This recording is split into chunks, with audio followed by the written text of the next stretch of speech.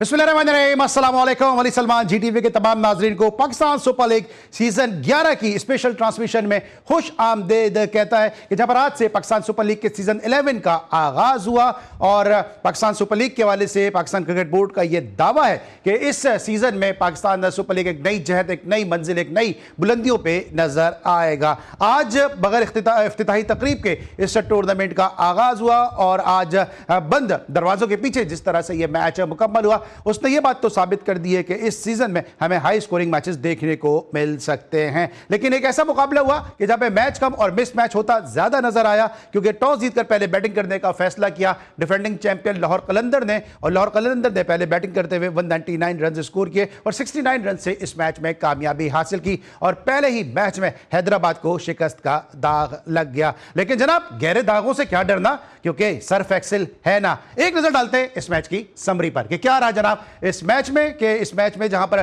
Toss जीतकर पहले batting की लाहौर कलंदर ने और 199 रन स्कोर किए। फखर जमान ने 53 रन की इनिंग खेली। हसीबुल्लाह खान 40 रन बनाने में कामयाब रहे। मोहम्मद नईम 30 रन स्कोर करने में कामयाब रहे। हसन खान ने 2 विकेटें हासिल की और 2 विकेटें जो है वो रिले ने हासिल की, जबकि मोहम्मद अली को काफी पिटाई बर्दाश्त करनी पड़ी। 50 रन के एवज उन्होंने 1 विकेट हासिल की और जवाब में मतलूबा टारगेट चेस नहीं कर सकी हैदराबाद किंग्समैन, महज 130 रन बना सकी और यूं 69 रन के बड़े मार्जिन से कामयाबी हासिल कर गई। लाहौर कलंदर लबुशेख ने 29 रन बनाकर जो है किसी हद तक जो है वो मज़ाहमत शो अपनी की है। तो बड़ा मैच रहा ये लाहौर कलंदर के लिए और बड़ा अच्छा आगाज किया डिफेंडिंग चैंपियन लाहौर कलंदर ने। इस स्पेशल ट्रांसमिशन में आप मुख्तलिफ गेस्ट को हमारे साथ देख सकेंगे जो इस पाकिस्तान सुपर लीग की स्पेशल ट्रांसमिशन को रौनक बख्शते रहेंगे। इस मेरे साथ स्टूडियो में जो शख्सियत मौजूद हैं, स्पोर्ट्स जर्नलिज्म के हवाले से बहुत कम वक्त में न सिर्फ शोहरत बल्कि मकबूलियत भी हासिल की, और सबसे बड़ा जो इनका खासा है वो ये है कि ना सिर्फ स्पोर्ट्स बल्कि स्पोर्ट्स से वाबस्ता लोगों के लिए हम वक्त कोशा रहते हैं, हम वक्त दस्तयाब रहते हैं और उनकी वेलबींग के लिए बहुत ज़्यादा काम भी कर रहे हैं। हमारे स्पेशल करस्पॉन्डेंट के जिनकी ना सिर्फ क्रिकेट स्पोर्ट्स बल्कि दीगर उमूर पर भी बड़ी गहरी निगाह है और बहुत सारी इन डेप्थ इनके पास स्टोरीज भी होती हैं स्पोर्ट्स के अलावा भी। आज हमारी स्पेशल ट्रांसमिशन के पहले शो का हिस्सा बने मेरे साथ मौजूद हैं असगर अजीम साहब, शो में खुश आमदेद कहते हैं। अस्सलाम वालेकुम असगर, कैसे हैं? वालेकुम अस्सलाम। बहुत अली भाई आपका शुक्रिया, आपकी मेहरबानी, आपने याद किया, अल्लाह का शुक्र है, सब ठीक ठाक है। और राइट है, जिस तरह असगर अजीम साहब हमारे स्टूडियो को रौनक बख्श रहे हैं, इसलिए इसी तरह जलवा फरोज हैं जनाब वीडियो लिंक पे हमारे साथ हमारे एक और बड़े ज़बरदस्त गेस्ट हैं जिनको आप अक्सर हमारे शोज़ में देखते हैं, हमारे पेशावर के स्पेशल करस्पॉन्डेंट जनाब इमरान यूसुफ जई साहब, उनको भी शो में खुश आमदेद कहते हैं। अस्सलाम वालेकुम इमरान।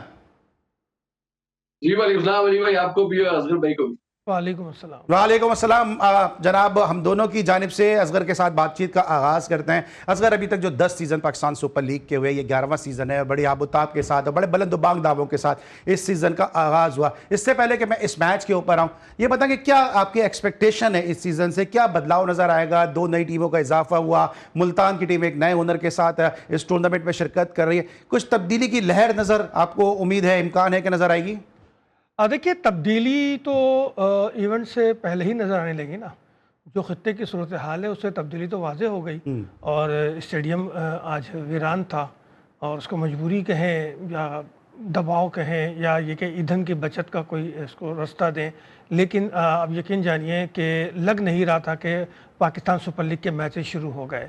हमें एक बार फिर शौक लगा जो कोरोना के दौर में लगा था और जो समा बंधा हुआ था वो ऐसे ही लग रहा था। बस ये था कि कोरोना में हम नहीं मिला रहे थे, मखसूस फासला रख रहे थे, लेकिन यहाँ पे वो फासले ख़त्म हो गए, लेकिन मैच बैट और बॉल और शायकीन के दरमियान फासले बढ़ गए। तो ये एक फ़र्क मुझे वाज़ेह तौर पर नज़र आया। उसके साथ साथ मुझे खुद मैनेजमेंट के हवाले से, जो PSL की मैनेजमेंट है उसके हवाले से कुछ चीज़ें नज़र आई और वो कल से ही मैं देख रहा था।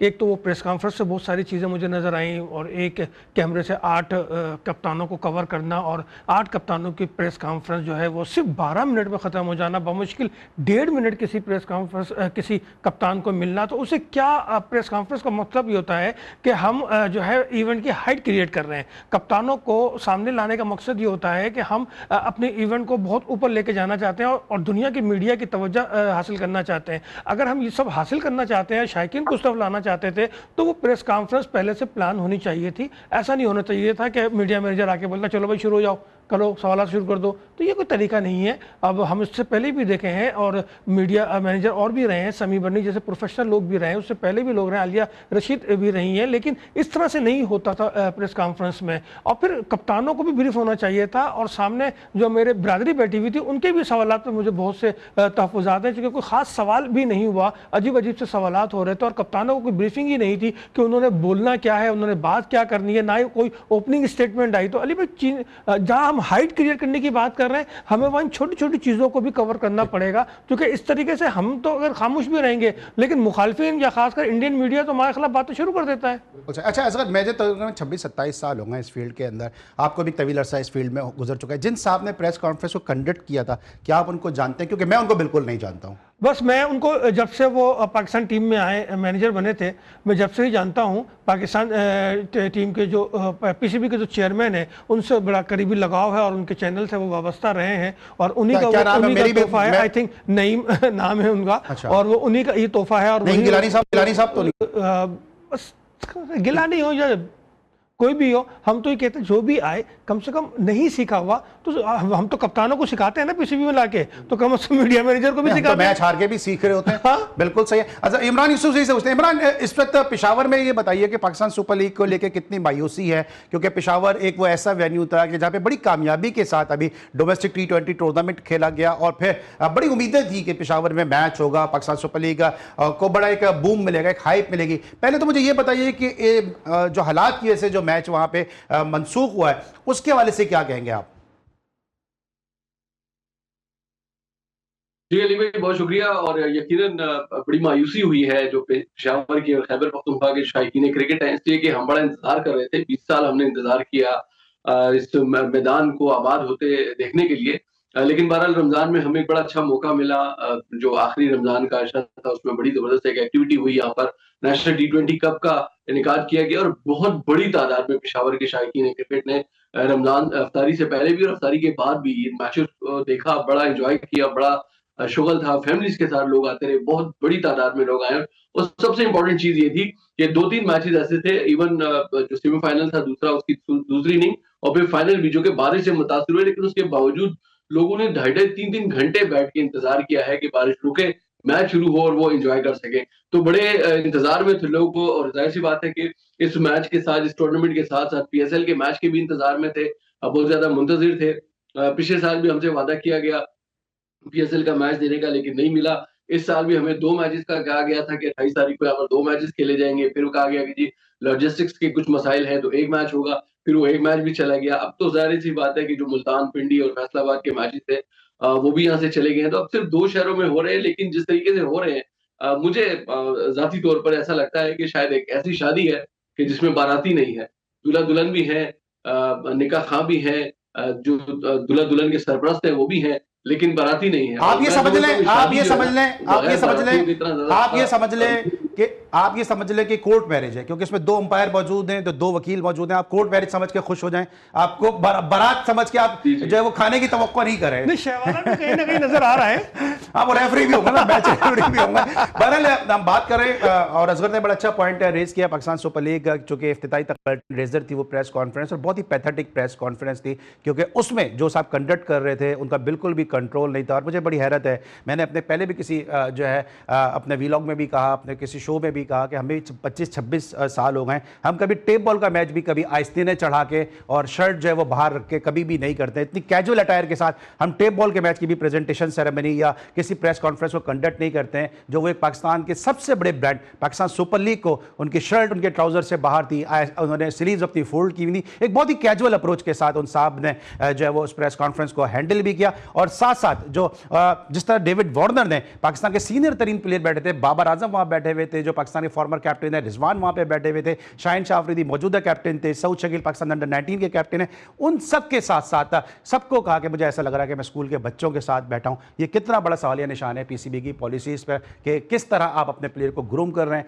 कि इतनी बड़ी बात करके डेविड वार्नर चले गए और कोई इस पर एक्शन नहीं हुआ। ब्रेक लेंगे और जब वापस आएंगे तो यकीनी तौर पर बात करेंगे इस मैच के हवाले से, जो मैच कम और मिस मैच ज्यादा साबित हुआ, लेकिन पीसीबी को सोचना चाहिए कि प्रेस कॉन्फ्रेंस से जो गहरा दाग लगा है, ये गहरा दाग पीसीबी तो शायद नहीं मिटा पाए, लेकिन जो है वो गहरे दाग का कोई अब डर नहीं है क्योंकि सर्फ एक्सेल है ना। मिलते हैं छोटे से ब्रेक के बाद।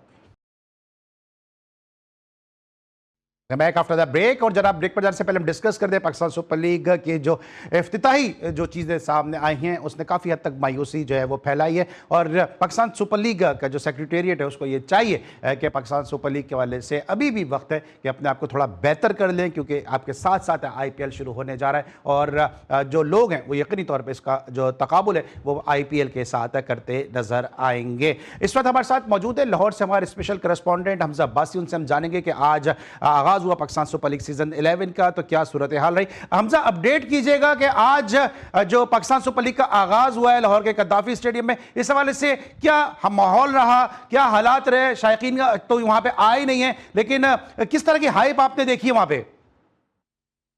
जी बिल्कुल Salman, Pakistan super league season 11 का आगाज़ हो चुका है। आज इफ्तिताही मैच जो कि लाहौर कलंदर्स और हैदराबाद किंग्समैन की टीमों के दरमियान खेला गया, भरपूर मुकाबला देखने को मिला। मैच से कबल जो है वो लेजेंडरी बॉलर वसीम अकरम ने जो है वो PSL 11 की ट्रॉफ़ी ग्राउंड में पेश की और जो CM पंजाब हैं मरियम नवाज शरीफ साहिबा वो स्टेडियम तशरीफ़ लेकर आई और उसके बाद chairman Pakistan cricket board Mohsin Raza Naqvi ने उनका खैर मकदम किया। मैच से कबल जो है जो 8 टीमों के मालिक हैं उनकी मुलाकात और उनका तारुफ भी करवाया गया मरियम नवाज शरीफ साहिबा से। तो मरियम नवाज शरीफ साहिबा के साथ जो है वो सूबाई वज़रा भी मौजूद थे, जिनमें ख्वाजा साद रफ़ीक, मरियम औरंगज़ेब और वज़ीर खेल पंजाब मलिक फैसल अयूब खोखर जो हैं वो इनके हमरा थे और बैठकर उन्होंने मैच को एंजॉय किया। और सबसे अहम चीज़ जो है वो क्राउड को काफ़ी आज मिस किया गया, क्योंकि पहली मरतबा पाकिस्तान सुपर लीग के जो मैचेस हैं वो बगैर क्राउड के करवाए जा रहे हैं। तो आज क्योंकि टीमों ने प्रैक्टिस भी की, LCC ग्राउंड में प्रैक्टिस सेशन भी जारी रहा टीमों का। कराची किंग्स की टीम ने 3 घंटे का तवील प्रैक्टिस सेशन किया, कोयटा ग्लैडिएटर्स की टीम तरबीती सेशन कैंप में हिस्सा लेती रही। तो ओवरऑल टीमों की तैयारी जारी है, क्योंकि कल लाहौर के कद्दाफी स्टेडियम में बड़ा मैच खेला जाना है। कराची किंग्स और कोयटा ग्लैडिएटर्स की टीमें आपस में टकराएंगी। कराची किंग्स की जो क़यादत है वो डेविड वार्नर कर रहे हैं, जबकि कोयटा ग्लैडिएटर्स की जो क़यादत है वो साउथ शकील कर रहे हैं। जी तो आपने हमें अपडेट कर दिया कि दोनों टीमों की क़यादत कौन कौन लोग कर रहे हैं। Thank you so much for your valuable update. Hamza Abbasi हमारे साथ मौजूद थे। अब जरा वापस आते हैं इस मैच में कि जो आज मैच है खेला गया। असगर, आपको क्या लगता है कि जो टॉस जीत के लाहौर कलंदर ने बैटिंग के टॉस वाइटल रहा है, क्योंकि इब्तिदाई ओवर से हमने देखा कि इस तरह नईम ने और फखर जमान ने आगाज किया, बड़ा फ्लाइंग स्टार्ट इन दोनों ने दिया और हमें जो हैदराबाद किंग्समैन था उनका कोई प्लान हमें नजर नहीं आया, क्योंकि दोनों तरफ जो है ऑफ साइड और लेग साइड दोनों तरफ बॉल होती रही और आजादाना स्ट्रोक जो है फखर जमान और नईम खेलते रहे। देखिए दोनों टीमों का कोई मुवाजना तो हमारे जो लाहौर कलंदर है वो 3 टाइम की चैंपियन है, अपने एजाज़ का दिफा कर रही है और उसके जो पेपर पे हम देखें तो सबसे मजबूत टीम आज भी लाहौर कलंदर की लग रही है। टॉस जीतकर उन्होंने बैटिंग का फैसला किया। मैं समझता हूं कि कप्तान का अच्छा फैसला था और उसको उन्होंने साबित भी किया। 84 रन की पार्टनरशिप हुई दोनों के दरमियान, ओपनर्स के दरमियान, और फ़खर ने अपने रिदम को और अपने जो फॉर्म में आए थे वर्ल्ड कप के में उसको उन्होंने बरकरार रखा और 53 रन की शानदार इनिंग खेली और बड़ा अच्छा आगाज़ दिया। उसके साथ हज़बुल्ला की अगर तारीफ़ ना करूँ तो वो ज़्यादती होगी, उसने भी बहुत अच्छी इनिंग खेली और 40 रन से उन्होंने साबित किया कि उसमें बड़ा अभी दमखम है और उसके साथ हमेशा बेंच पर बिठाकर या सेलेक्ट ना करके उसका नाइंसाफ़ी की जाती है, तो उसने भी अपने वजूद का एहसास दिलाया है। 199 बनाए, पूरे टीम वर्क था, 6 विकेट के नुकसान पे ये स्कोर हुआ। लेकिन बात अगर अब हैदराबाद की करेंगे तो हैदराबाद का लाहौर कलंदर से कोई मुवाजना नहीं है।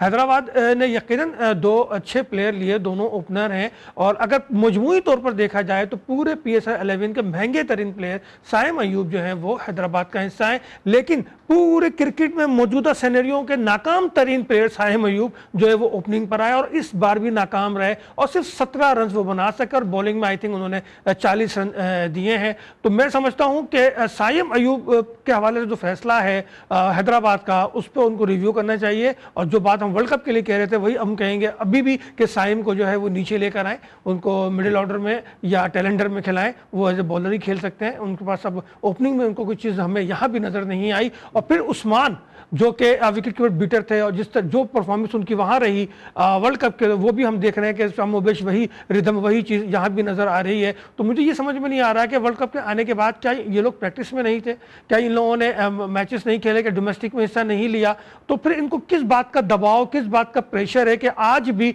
इन्हें बर्दाश्त किया जाए और इन्हें खिलाया जाए। गो फ्रेंचाइज की मर्जी है, फ्रेंचाइज क्रिकेट है, लेकिन एज ए क्रिकेट देखने वाले और क्रिकेट पे बात करने वाले हमारा तो ये सवाल बनता है कि भाई आपकी परफॉर्मेंस कब होगी, आप कब अपने आप को इंप्रूव करोगे। उस्मान खान साहब, आप जो है यूएई को छोड़ के पाकिस्तान को आपने तरजीह दी, बिल्कुल आपके जज्बे की कदर करते हैं, लेकिन उसके बाद आप जो नाकामियां हुई, उस नाकामियों को क्या करेंगे आप बिल्कुल कुछ नहीं कर सके, आप बिल्कुल नाकाम रहे हैं। और साइम अयूब साहब, आप कब करेंगे, जब से आप फिटनेस के बाद आपके पैर में जो फ्रैक्चर हुआ था, उसके बाद जब से आपकी वापसी हुई है, आप अपनी परफॉर्मेंस देख लें, अपने गिरबान में झांक लें, तो शायद आप खुद ही घर बैठने को तरजीह दे दें। तो ना अपने आप को धोखा दें, ना अपने फ्रेंचाइजर को धोखा दें, ना पीसीबी को धोखा दें, और सिलेक्टर भी इस तरफ देखें, वो घर ना बैठे, पीएसएल के तमाम मैचेस देखें, क्योंकि आप लोगों को, मुझे फिर यकीन है कि आप लोगों ने टीम तो वनडे वर्ल्ड कप के लिए इसी पीएसएल से ही बनानी होगी, क्योंकि और तो कोई आप लोगों को आता ही नहीं है। आप लोगों ने तो एक सिस्टम बना लिया है कि भाई जो पीएसएल में होगा वही आपके टीम में होगा। तो आए फिर देखें, और देखें अपने लाडलों को कि वो क्या परफॉर्मेंस दे रहे हैं। ठीक है। अच्छा, इमरान यूसुफजई साहब, दो सवाल है आपसे। पहले तो जिस तरह असगर ने अभी साइम की बात की है, साइम का जो नाम निकला है वो निकला है सयाम से, और सयाम आपको पता है माह रमजान को कहते हैं, और साइम कहते हैं रोजेदार को। तो आपको लग रहा है कि रन्स के एतबार से इनका अभी तक रोजा अफ्तार हो नहीं पा रहा है, मुसलसल रोजे में ही चल रहे हैं साइम अयूब के, जिनका रोजे ही इस वक्त अफ्तार नहीं हो रहा है, कि कब रन्स करेंगे, कब इनके रोजे के हवाले से अफ्तारी होगी, और कब जो है वो परफॉर्मेंस इनकी सामने आएगी। प्रॉब्लम क्या नजर आ रही है आपको साइम अयूब की? असगर कह रहे हैं कि अब वो एज ए बॉलर ही खेल सकते हैं, एज ए बैट्समैन तो खेल नहीं सकते वो। देखिए, मेरा ये ख्याल है कि साइम अयूब को वाकई में अपनी बैटिंग के ऊपर, अपनी टेक्निक्स के ऊपर काम करने की जरूरत है। वो जिस तरीके की शॉट्स खेलकर आउट होते हैं, आज भी अगर आप उनको देखें तो उसकी शॉट देखने के बाद मुझे भी अंदाजा हुआ कि वो कंफ्यूज था कि ये शॉट खेले या ना खेले। उन्होंने भी यही बात की कि वो कंफ्यूज हो गए थे। ये उनका सिग्नेचर शॉट है, जिसे वो नो लुक शॉट कहते हैं, लेकिन वो बॉल इस एंगल से थी कि उसको ये समझ नहीं आई, और उसको वो जज नहीं कर पाया कि आया मुझे ये शॉट खेलनी चाहिए या नहीं खेलनी चाहिए, और फिर उसी कंफ्यूजन में या उसी तजब्जुब में उसने वो शॉट खेल ली और आउट हो गए। सवाल ये है कि उनको अपनी टेक्निक के ऊपर काम करने की जरूरत है, तो आखिर वो कब करेंगे?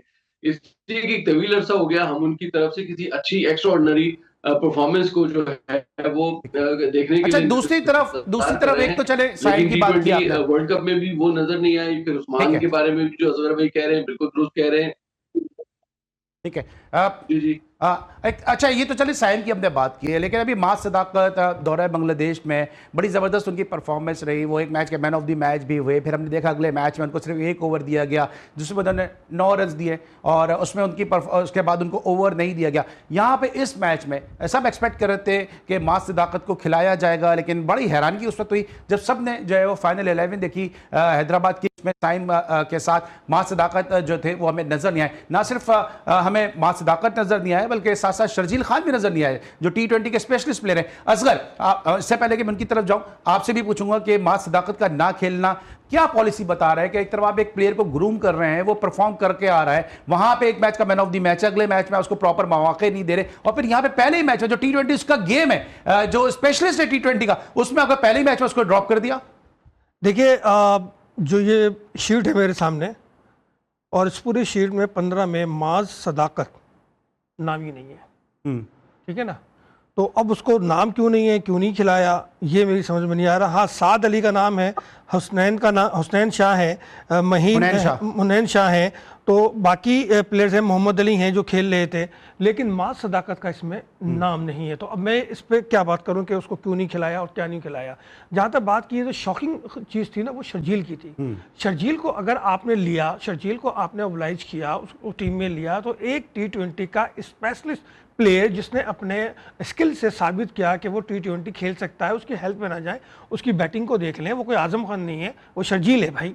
उसको देख लें और उसको अपनी टीम को रेगुलर करते हैं। और आज अगर शर्जील खेलता तो वो ज़्यादा बेहतर नताइज जो है दे सकता था। ज़रूरी नहीं था कि आप साइम और उस्मान के साथ जाते, आप शर्जील को उनके साथ कर सकते। तो ये एक शॉकिंग थी। और जो असल में हैदराबाद का इशू ये है कि जो उनके साथ अमेरिका में खेलते रहे प्लेयर्स, वो शायद उन्हीं को तरजीह देना चाहते हैं, उन पर ज़्यादा डिपेंड कर रहे हैं, या उनसे उनके साथ उनकी अंडरस्टैंडिंग ज़्यादा है, या जो यूएई के लड़के उनके साथ खेल रहे हैं तो वो उन चीज़ों को आई थिंक ज़्यादा उनकी अप्रोच में है। तो यहाँ ये प्रॉब्लम तो आई है। लेकिन असगर इससे फिर काउंटर क्वेश्चन ये बनता है, शर्जील भी तो उनके साथ अमेरिका में खेल रहे हैं। आपको याद होगा कि अभी जो उनकी ग्रेड 2 में टीम खेली उसमें शर्जील खेलते रहे उनके साथ। तरजीहात में नहीं है ना। हैदराबाद की वजह से शायद ले तो लिया है उन्होंने, लेकिन वही बात मैं कह रहा हूँ कि उनको तरजीह देनी पड़ेगी शर्जील को पूरा मौका देना पड़ेगा।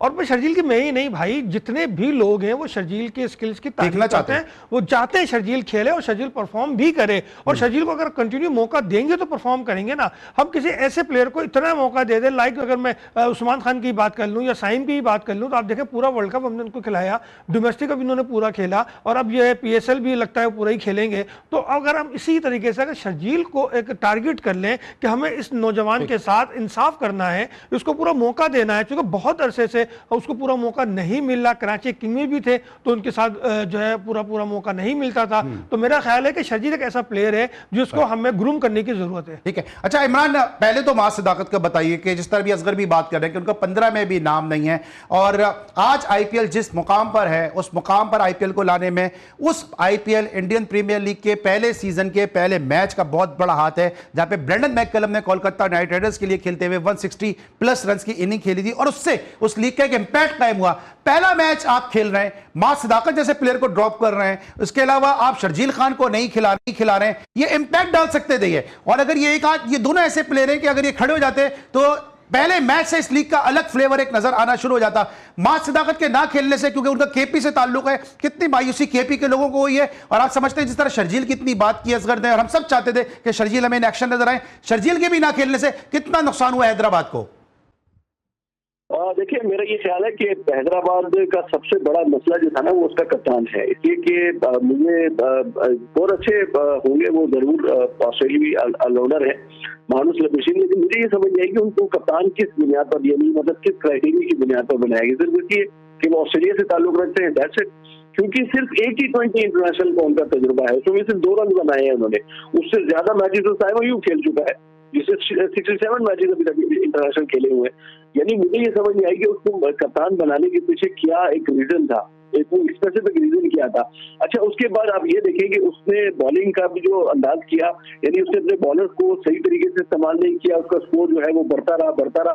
यानी विकेट भी गिरी, लेकिन उसके बावजूद 84 रन के ऊपर विकेट गिरने के बाद भी उनको एक अच्छा मौका मिला था। जब 3-4 ऊपर नीचे उनकी विकेट गिरी है तो वो उस चीज को जो है वो प्रेशर उसको कंटेन कर सकते थे, सस्टेन कर सकते थे, लेकिन नहीं किया। उसका रिजल्ट ये निकला कि स्कोर पहुंचा 199 तक। अच्छा, जब आपने आपके बॉलर ने इतना ज्यादा स्कोर दे दिया, फिर कम से कम आपको बैटिंग लाइनअप को जो है वो थोड़ी सी ये तरतीब रखनी चाहिए कि उसकी जो है उसमें आपको कम से कम आपने एक लंबा स्कोर चेज करना है, तो आप इब्तिदा से जो है अटैक करें। आप इब्तिदा भी आपका जो है वो इतना अच्छा नहीं हुआ। अगर सिर्फ उसकी बात करें पावर प्ले की, तो लाहौर के अंदर के 64 रन के मुकाबले में 48 रन किए हैं हैदराबाद के ने, और उसमें भी 2 विकेटें उनकी गिरी हैं। अच्छा, फिर जो बीच के जो मिडिल ओवर थे उसमें सिर्फ उन्होंने 55 रन किए, 6 विकेटें गिरी हैं उसमें। यानी वो सारी चीजें भी देख लें तो उसमें भी, और फिर जाहिर सी बात है जिन खिलाड़ियों का आपने जिक्र किया है, मास सदाकत उसमें मौजूद नहीं, शर्जील उसमें मौजूद थे, ये वो खिलाड़ी थे कि जो आपके मैच का रुख बदल सकते थे, लेकिन आपने जो है वो साइम अयूब को तरजीह दी।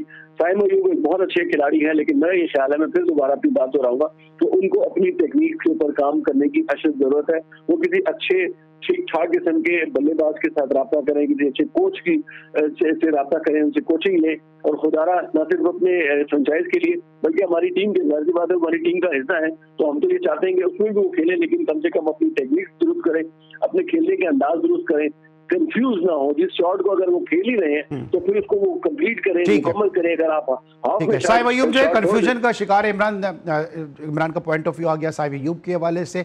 लेकिन मैं फिर कहूंगा कि आपका जब टूर्नामेंट शुरू होता है तो उसका पहला मैच बहुत इंपॉर्टेंट होता है, क्योंकि वो पूरे टूर्नामेंट का मूड और मिजाज जो है वो सेट करता है। इतने पहले ही मैच में अगर इतने बड़े मार्जिन से शिकस्त होगी कि 69 रन के एक बड़े मार्जिन से हैदराबाद को शिकस्त हुई है, तो यकीनी तौर पर कोई टूर्नामेंट का कोई बहुत ज्यादा अच्छा आगाज नहीं है। इस हवाले से मुंतज़िर सरजमीन को भी सोचना चाहिए था कि अगर पहले ही मैच वो कराची और लाहौर का रख देते, एक राइवलरी रही है दोनों टीमों के दरमियान, तो यकीनी तौर पर मैच दिलचस्प भी होता और इस लीग का जो मूड और ट्रेंड है वो भी बड़ा अच्छा सेट होता। लेकिन आज की शिकस्त के बाद बड़ा गहरा दाग लगाया जनाब हैदराबाद किंग्समैन को, लेकिन गहरे दागों से क्या डरना, क्योंकि सर्फ एक्सेल है ना। मिलते एक छोटे से ब्रेक के बाद।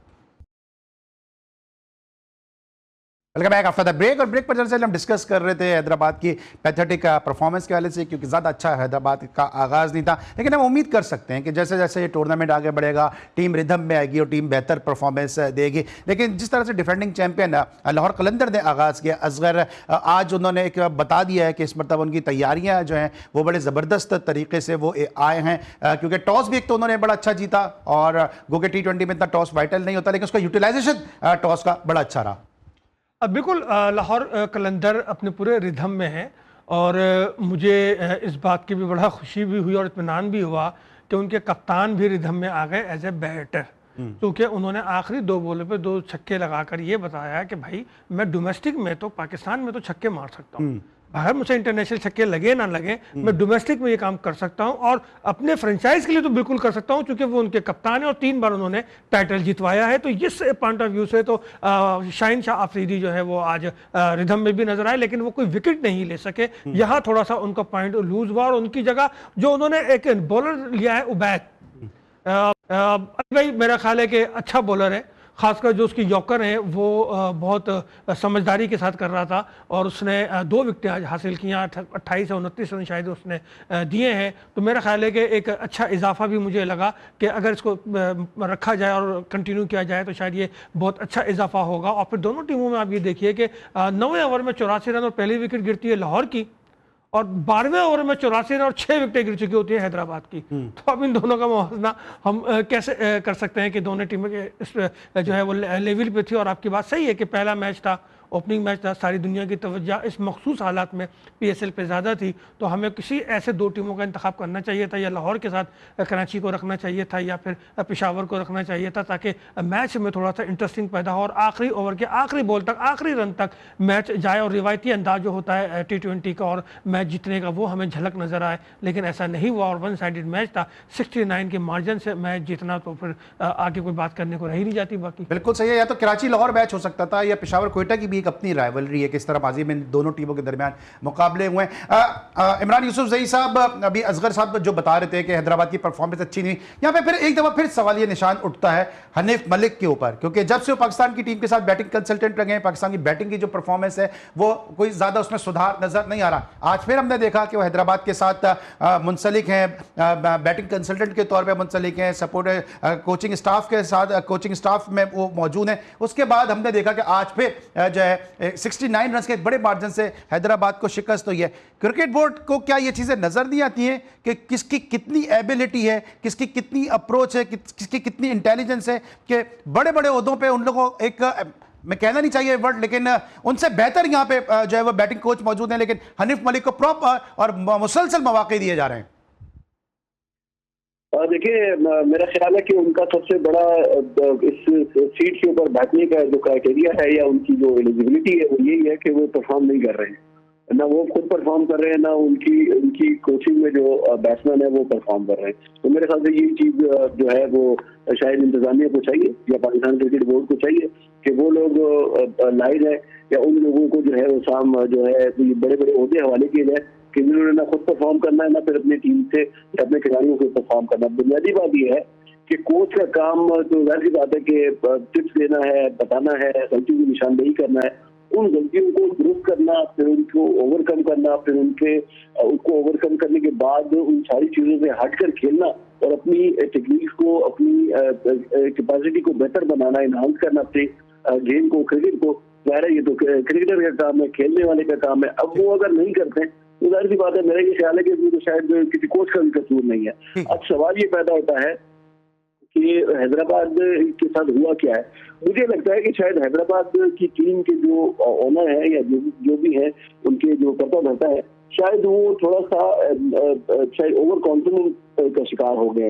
इसी की जिस किस्म की टीम उन्होंने ली है, अच्छी टीम है, यंगस्टर्स है ज्यादातर, लेकिन अगर आप इस पूरे स्क्वाड का जायजा लें तो आपके पास यानी जो कप्तान है इसको अगर आप हटाएंगे, इसके अलावा किसी को कप्तानी दी जाए तो कोई ऐसा आपको सीनियर बंदा नजर नहीं आएगा या कोई एक्स्ट्राऑर्डिनरी मैच विनर जो है आपको नजर अच्छा नहीं इमरान, आएगा। मेरे पास दो तीन मिनट रखे मुख्तलिफ और मौजूद पे भी बात करनी है आपसे। जहां एक तरफ हम हनीफ मलिक की बात कर रहे हैं, वहीं रियाज आफरीदी को आप कितना क्रेडिट देंगे जो बॉलिंग कोच है लाहौर कलंदर के साथ, के उनकी जाहिर सी उनकी प्लानिंग होगी जिसकी वजह से 69 रन के बड़े मार्जिन से हैदराबाद को शिकस्त हुई है। जी इमरान। जी जी जी जी बिल्कुल, यकीनन उनका देखिए उनको क्रेडिट इसलिए भी दिया जाना चाहिए कि एक तो कप्तानी अच्छी की है, नो डाउट शाहीन अफरीदी ने बहुत अच्छी कप्तानी की है। उन्होंने जिस तरीके से पहले अपनी बैट्समैनों को इस्तेमाल किया है, फिर उसके बाद उनकी फील्डिंग भी बड़ी अच्छी रही है, फील्ड में भी अच्छी जो है उनकी परफॉर्मेंस रही है उनके बैट्समैन जो फील्डर थे खिलाड़ियों की, और फिर उसके बाद उन्होंने जब बैटिंग की है तो वो भी बड़ी, जो बॉलिंग की है वो भी बड़ी जबरदस्त। असगर से भी जरा लेते हैं क्योंकि वक्त कम है, असगर से भी लेते हैं। असगर, बड़ी क्रिटिसिज्म हुआ तो लोग कहते हैं शाहीन शाह अफरीदी के से रियाज आफरीदी को जो है वो बॉलिंग कोच रखा गया, लेकिन आप लगता है कि आज जो बॉलिंग यूनिट ने परफॉर्मेंस दी है लाहौर कलंदर ने, प्रूफ किया कि कहीं ना कहीं ठीक है फैसला कहीं ना कहीं किसी न किसी हद तक मेरिट पे भी था, क्योंकि पिछले साल भी टीम के साथ थे और लाहौर जीता था। नहीं, बॉलिंग स्पेल तो उनका सही रहा, तमाम बॉलर्स ने अपने रिदम के साथ किया और जाहिर है 69 रन के मार्जिन से मैच जीते हैं। लेकिन इसके साथ साथ अली भाई यहाँ पर हमें फ़ख्र को यकीनन शाबाशी देनी होगी, क्योंकि 98 इनिंग थी उनकी आज और 3000 रन मुकम्मिल के वो पाकिस्तान सुपर लीग में 3000 रन मुकम्मिल करने वाले दूसरे बैटर हो गए हैं। इससे पहले जो है बाबर आजम है जिन्होंने 3729 रन बनाए हैं, तो फ़ख्र आई थिंक आज उनके लिए आज दिन लकी रहा। एक तो वो इन्फॉर्म भी रहे, 53 रन की उन्होंने इनिंग भी खेली और फिर 3000 रन का संग मील भी उन्होंने अबूर किया। लेकिन आपको लगा कहीं ना कहीं फ़ख्र को थोड़ा सा प्रॉब्लम भी हुई है शॉर्ट पिच पे, हेलमेट्स पे भी उनके बॉलें लगी हैं, कहीं ना कहीं आपको लगता है कि रिफ्लेक्सेस का भी कुछ इशू आया है? देखिए, ये मैं समझता हूँ कि गेम का हिस्सा है और इसमें कोई ऐसी चीज़ तो नहीं है, और जो बातें माजी में होती रही हैं तो वो मेरा ख्याल है अब उसको दोहराने का फ़ायदा नहीं है। फ़ख्र की फिटनेस के हवाले से बहुत सारी बातें हुई हैं, फ़ख्र ने खुद चीज़ें क्लियर कर दी हैं, तो मेरा ख्याल है कि अब फ़ख्र को मौका मिलना चाहिए। और अब तो लोग उन्हें शायद T20 का कप्तान भी देख रहे हैं, कुछ लोग कह रहे हैं कि वो कप्तान है, मुझे तो अभी तक नहीं मालूम, लेकिन लोग कह रहे हैं, शायद आपको मालूम हो। हाँ, हाइप जो बननी शुरू हो चुकी है फ़ख्र ज़मान की T20 के कैप्टन के हवाले से। अच्छा, जाते जाते चूंकि मैं आपसे ज़्यादा सवाल इसलिए कर रहा हूँ KP के रिलेटेड प्लेयर के साथ के सवाल मैं आपसे ज़्यादा कर रहा हूँ इमरान, ताकि मैं चाहता हूँ कि आप वहाँ के लोगों का, वहाँ की आवाम का जो है वो मौक़िफ़ सामने आए आपके जरिए। अभी उस्मान तारिक के लिए एक स्टेटमेंट आ गया, उन्होंने कहा कि जी कोयटा के कोच ने कह दिया है कि जी आप बैटिंग पे तवज्जो दें, तो क्या उस्मान की बॉलिंग सस्पेक्ट नजर आ रही है? उनके एक्शन के वाले से फिर कोई शक्कू शुबात हैं कि जो उनको बैटिंग की जो है वो तवज्जो के ऊपर बात दे दी गई है? ये माइक हैसन ने भी कहा है कि जरा आप अपनी बैटिंग के ऊपर तवज्जो दें। देखिए, मेरा ख्याल है कि जिस खिलाड़ी को जिस मकसद के लिए टीम में शामिल किया गया है उसको उसी जो है एंगल से काम करने की जरूरत है। वो अच्छे बॉलर हैं, बड़े बेहतरीन बॉलर हैं और उनका बॉलिंग स्टाइल भी बड़ा जबरदस्त है, विकेट भी लेते हैं, तो मेरे ख्याल से उनको अपनी बॉलिंग के ऊपर ज्यादा तवज्जो देने की जरूरत है। होता है बाजों का ऐसा मुमकिन होता है कि जब जैसे हम साइम अयूब को देखते हैं, वो बहुत अच्छे बैट्समैन थे लेकिन उन्होंने बॉलिंग में भी अपना कैरियर बनाया है और आज भी उनकी बैटिंग चलती है या नहीं चलती, उनकी बॉलिंग चलती है, वो ठीक ठाक विकेट भी ले रहे हैं। तो मेरा ये ख्याल है कि इस चीज को भी जरूर तजुर्बा करना चाहिए, लेकिन जो इस वक्त उस्मान तारिक का असल हदफ है वो बॉलिंग होनी चाहिए, बेहतरीन एक बॉलर बनना चाहिए। और मेरे ख्याल से अगर उन्होंने जैसे कहा है कि मेरा हदफ टूर्नामेंट का बेहतरीन बॉलर बनना है, तो मेरा ख्याल है कि उसको इसके ऊपर ठीक है। अच्छा इमरान, बिल्कुल ठीक है, आखिरी मिनट असगर, IPL की भी ओपनिंग सेरेमनी जो है वो कैंसिल हुई है, लेकिन उसका रीजन कुछ और है, वो ये नहीं है कि जिन हालात में पाकिस्तान की, क्योंकि वहां पे आपको पता हलाकत हुई जिसकी वजह से वो कैंसिल हुई हो। देखिए, हम तो समझते हैं कि हम पे तनकीद करने से पहले खुद देख लें। अब हम अगर हमने ओपनिंग सेरेमनी कैंसिल की तो आपने भी कैंसिल कर दिया, अब आप रीज़न कुछ भी दें, लेकिन आज मैं वो सारी रिपोर्ट्स भी देख रहा था इंडिया के वहाँ पर जो ईंधन का क्राइसिस है वो संगीन सूरत अख्तियार कर गया और एक मोटरसाइकिल वाला कम से कम 30 मिनट तक आपके पंप पे खड़ा रहा, तो उसको अपने ईंधन मोटरसाइकिल में पेट्रोल डलवाने के लिए। और जो मैंने रश देखा है मुख्तलिफ पंप से और जो रिपोर्ट्स आपकी देखी हैं, आप ही के चैनलों पर यानी कि इंडियन चैनलों पर ही सारी चीज़ें देखी हैं, तो मैं समझता हूँ कि अब जो मामला है वो मामला मेरे और अली भाई आपके हाथ से आगे निकल गया। इंडिया को चाहिए कि जब भी कोई तबसरा करे पाकिस्तान पे किसी भी हवाले से, तो पहले उसको रिसर्च कर ले कि बैकग्राउंड क्या है, क्यों ये चीज़ हो रही है, क्योंकि हम तो दुनिया भर पे छाए हुए, हम तो सब कुछ कर रहे हैं, सबके लिए लाडले बने हुए। आप अपनी फिक्र कीजिए, आपके तो वजीर खारजा भी आपसे नाराज है, तो देखें आगे क्या होता है। ठीक है, ऑलराइट इमरान, आपका इस पे क्या कहना है? हाँ, मैं बिल्कुल अजय भाई से इनकी बात से इत्तेफाक करता हूँ जी। इंडिया को जरूर हमारे पर तबसरा करना चाहिए, लेकिन इस तबसरे से पहले जरूर उनको अपने गिरबान में भी झांकना चाहिए। जब वो हमारी लाइट्स की बात करते हैं तो फिर उनके अपने ग्राउंड की लाइट्स भी बंद हो जाया करती है। तो ये ऐसी चीज है कि इत्तेफाकात है, कहीं भी हो सकते हैं, किसी के साथ भी हो सकते हैं। तो मेरा ये ख्याल है कि क्रिकेट को जो है ना मोहब्बत का जरिया बनना चाहिए। ये सियासी बाकी काम जो है ना नफरत के, ये सियासत के ऊपर छोड़ देने चाहिए। क्रिकेट के जरिए जो है ना वो दुनिया में अमन का, मोहब्बत का पैगाम जाना चाहिए। सर जाते जाते बताइए, कल जो मैच खेला जाएगा उसके हवाले से बताइए कुछ, कि कोयटा को फेवर कर रहे हैं या उसके अपोनेंट को फेवर कर रहे हैं? कोयटा। इमरान, आपकी टीम कल की क्या है? कोयटा जीतेगा जी इंशाल्लाह। कोयटा जीतेगा। कराची को आप दोनों सपोर्ट नहीं कर रहे? कराची हमें सपोर्ट नहीं कर रहा अपने शहर को, तो हम कराची को कहाँ सपोर्ट करें? असगर कह रहे हैं कराची हमें सपोर्ट नहीं कर रहे, तो हम कैसे सपोर्ट करें? चले ठीक है, यूसुफ साहब और हमारे असगर अजीज साहब दोनों कोयटा की सपोर्ट में हैं कि कोयटा के टीम को दोनों सपोर्ट कर रहे हैं। अब देखना है कि कल जो मैच खेला जाएगा, क्योंकि कोयटा भी कराची की बी टीम ही है, क्योंकि जितने प्लेयर कराची के कोयटा में, शायद कोयटा के लोग भी यही समझ रहे हो कि जो है वो कोयटा भी कराची की ही टीम है। लेकिन अच्छा मुकाबला होगा, क्योंकि दोनों टीमों के दरमियानबाजी में बड़े ज़बरदस्त और कांटे के मुकाबले देखने को मिले। लेकिन कल के मैच में हमें उम्मीद है कि आज के मैच से मुख्तलिफ और बरअक्स जो है वो हमें राइवलरी देखने को मिलेगी। कल तक के लिए जनाब यहाँ से इजाज़त दीजिए, क्योंकि मैं आपको रिज्यूम करूँगा अब मंडे को। कल मेरी जो को एंकर है ज़ारा शफी आपके साथ इस पाकिस्तान सुपर लीग सीज़न 11 की स्पेशल ट्रांसमिशन के साथ शो लेकर हाजिर होंगी। अली सलमान को असगर अजीम साहब और इमरान यूसुफ साहब के साथ इजाज़त दीजिए। अपना बहुत ख्याल रखिए। अल्लाह हाफ़िज़।